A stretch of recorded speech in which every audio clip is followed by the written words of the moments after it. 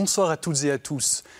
Pendant la guerre qui a déchiré la Syrie et l'Irak ces dernières années, l'Occident s'est souvenu tout à coup qu'il y avait aussi des chrétiens en Orient, qu'ils y vivaient d'ailleurs depuis plus longtemps que les chrétiens ici en Europe et qu'ils étaient menacés de disparition dans cette région du monde.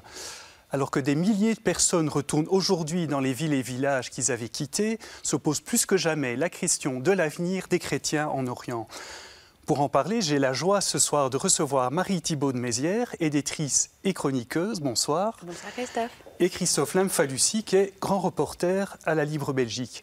Bonsoir, bienvenue à tous les deux. Merci. Alors, il y a quelques semaines a paru un très beau livre qui s'appelle « Chrétien d'Orient, mon amour », publié aux éditions Mardaga.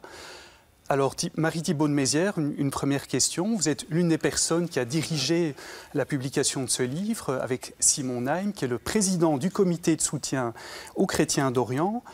Alors, il y a d'ailleurs plus de 40 auteurs qui ont contribué à ce livre.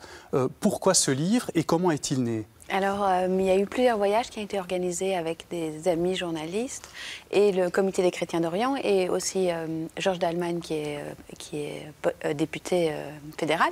Et donc, il y a eu plusieurs voyages pour justement sensibiliser à la question de ces minorités, notamment chrétiennes, en Orient, en Irak, en Syrie. Et à Noël, pas cette année mais l'année d'avant, on s'était réunis pour discuter un peu de ce qui se passait dans la région et ils nous ont gentiment proposé, donc Christophe Lamfalussy, Jean-Pierre Martin d'RTL, le père Charbel, qui est un père maronite, et les journalistes, enfin les photographes qui nous avaient accompagnés aussi, Olivier Papenise et Johanna Tessière, nous ont proposé de mettre justement à disposition les textes et les photos sublimes qu'ils avaient prises pendant tous ces voyages. Et alors on s'est dit, génial, on va faire un livre et le vendre au profit du Comité des chrétiens d'Orient, justement pour financer la reconstruction, le retour qui est en train de se mettre en place aujourd'hui pour les chrétiens et les autres minorités en Orient. Alors vous l'écrivez au début du livre, il ne s'agit pas d'un dictionnaire, mais véritablement d'une déclaration d'amour. Il y a 102 contributions, donc je disais de plus de 40 auteurs. Je cite pêle-mêle quelques noms, hein, Bernard Couly, ancien recteur de l'UC Louvain, spécialiste du monde byzantin, Marie Seurat, une écrivaine libanaise, ou encore Pascal Golnisch, qui est directeur général de l'œuvre d'Orient.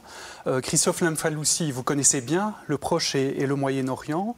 On lit d'ailleurs plusieurs de vos contributions dans ce livre. Est-ce que pour vous, les chrétiens ont un avenir en Orient ? Ils sont menacés. Ils ont un avenir qui est très limité. Le pape a eu une expression très juste en disant que le Moyen-Orient était une terre de gens qui avaient une valise dans les mains. Et c'est vrai que depuis des décennies, les chrétiens quittent le Moyen-Orient pour des tas de raisons. Et pas uniquement avec Daesh. On a vu que par exemple en Irak, avec Saddam Hussein créait des villages sunnites parmi les villages chrétiens pour quelque part les étouffer.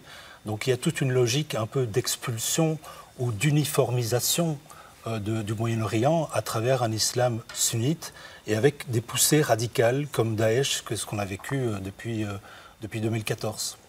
Est-ce qu'aujourd'hui des chrétiens qui ont fui la région sont malgré tout en train de revenir ? Il y a des retours, ça dépend des pays évidemment, parce que si on parle de la Syrie, il y a actuellement des retours par la frontière jordanienne et par la frontière libanaise. Il y a des retours aussi en Irak, mais la question est quelle est la stabilité de ces pays ? Par exemple, en Syrie, la guerre n'est pas terminée. L'armée de Bachar el-Assad a repris le contrôle de pas mal de zones, mais la question est de savoir où va-t-on habiter, est-ce que ma maison est encore debout ? Est-ce que je ne serai pas expulsé par quelqu'un d'autre ? En Irak, il y a des instabilités politiques entre les chiites et les sunnites, dont les chrétiens sont prisonniers. Donc il y a toute une série de problèmes qui s'ajoutent, disons, à ce qu'on a connu avec Daesh. Marie Thibaud de Mézières, pour vous, quels sont les principaux défis aujourd'hui pour les chrétiens en Orient ?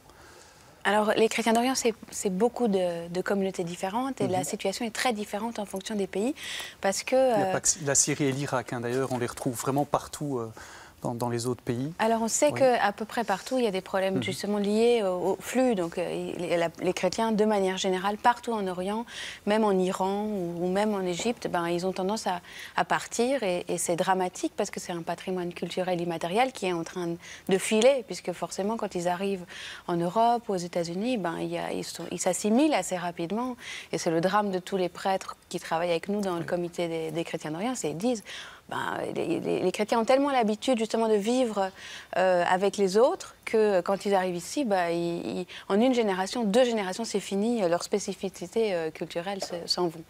Et donc, c'est vrai que la situation est vraiment différente. Au Liban, la présence chrétienne se maintient bien, mais c'est vrai qu'avec la situation économique du Liban qui est mauvaise et qui s'empire maintenant avec la crise de la devise libanaise, on voit des chrétiens qui sont en train de partir pour des raisons économiques. Il y a des endroits où ils partent pour des raisons de sécurité. En Irak, clairement, si les gens ne reviennent pas massivement, pour l'instant, si les minorités ne reviennent pas massivement en Irak, c'est parce que la sécurité n'est pas encore acquise. Et le problème, c'est que la pauvreté s'installe en Irak et en Syrie. La situation économique n'est pas en train de se reconstruire. Christophe en parlera mieux que moi, mais Raqqa, c'est une ville. La bourgmestre de Raqqa était là il n'y a pas tellement longtemps. Elle dit la reconstruction n'est pas du tout en cours. Ça sent encore la mort. Et donc, forcément, sur cette misère, on va pas construire la paix. Donc, c'est clair que tant qu'il n'y aura pas de développement économique, la guerre menacera, l'intolérance menacera, la radicalisation menacera. Donc, clairement, la priorité, c'est réorganiser, c'est reconstruire et c'est amener un développement économique qui puisse permettre aux gens de vivre en paix. Christophe Lamfalussy, les problèmes économiques, mais également une grande instabilité politique. Est-ce que les chrétiens peuvent jouer un rôle par rapport à cette instabilité, favoriser peut-être avant la réconciliation, au moins le dialogue entre différentes parties? Oui. Tout d'abord, juste pour rebondir ici, je voudrais dire qu'ils ont besoin de sécurité. Non seulement les chrétiens, mais les minorités, quand on leur parle en Irak et en Syrie, ils demandent de la sécurité. Ils demandent même une protection internationale. Alors, le rôle qu'ils peuvent jouer, ça dépend du rôle politique qu'ils peuvent avoir dans le pays. Au Liban, par exemple, les chrétiens jouent un rôle un peu de facilitateur entre les sunnites et les chiites, donc c'est un rôle très important. En Égypte, les écoles chrétiennes ont formé toute l'élite égyptienne, donc les écoles jouent un rôle très important dans la formation de l'élite.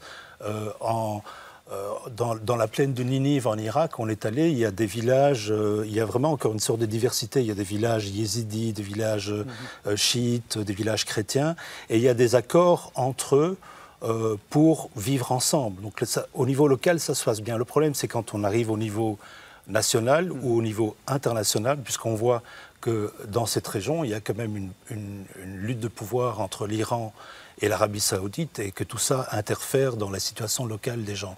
Donc oui, les chrétiens peuvent jouer un rôle d'apaisement, mais encore faut-il qu'il y ait une situation qui soit stable sur le plan national. Il y a encore 2 choses, si je peux continuer. D'un point de vue philosophique, je pense que les chrétiens peuvent vraiment apporter cette notion de citoyenneté.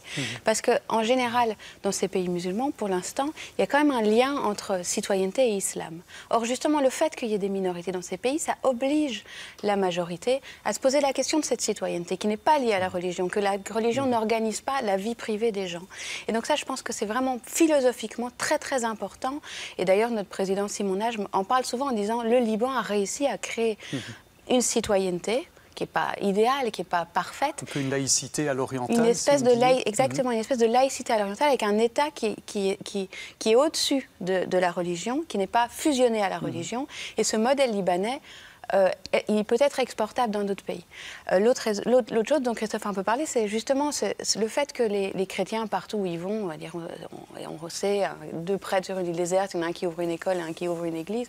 Et vraiment, il y a eu, tout au long de l'histoire, vraiment une scolarisation par les chrétiens, des chrétiens bien sûr, mais aussi de tous les autres. Donc ça, c'est très important, c'est vraiment des lieux de vivre ensemble où justement on apprend l'altérité, on apprend ce que c'est l'autre et on apprend la tolérance. Et ça, c'est fondamental.